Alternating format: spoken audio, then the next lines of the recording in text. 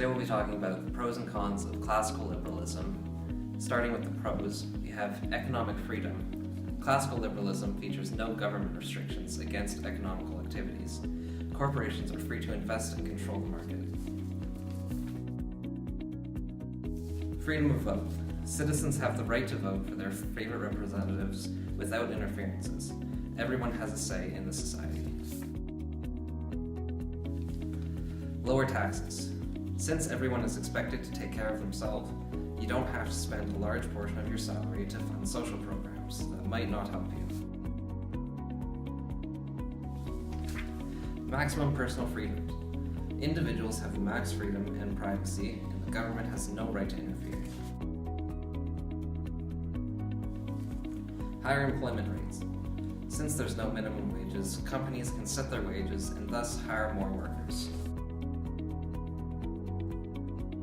Higher efficiency.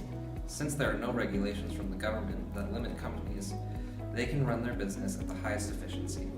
Now on to the cons. We have huge income gap. With no social services, the rich can keep getting richer, but the poor will remain poor. Environmental damages. With no regulations on business, corporations will cause massive damage to the environment. Child labor. The lack of regulations also means that children would be inducted into the workforce. No protection or rights for workers.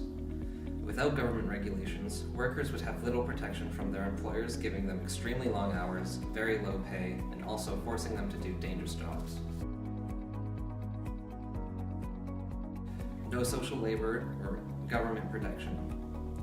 There is little government involvement with classical liberalism, which means there would be no social programs or government protection. Monopolization and higher prices.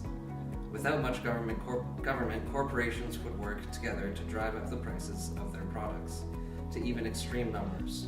Corporations could also gain a monopoly on certain items and again drive up the prices.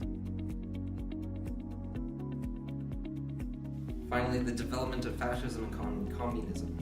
Since classical liberalism is very far right on the political spectrum, those who dislike the system will often compensate by going very far to the left, to ideologies such as fascism and communism.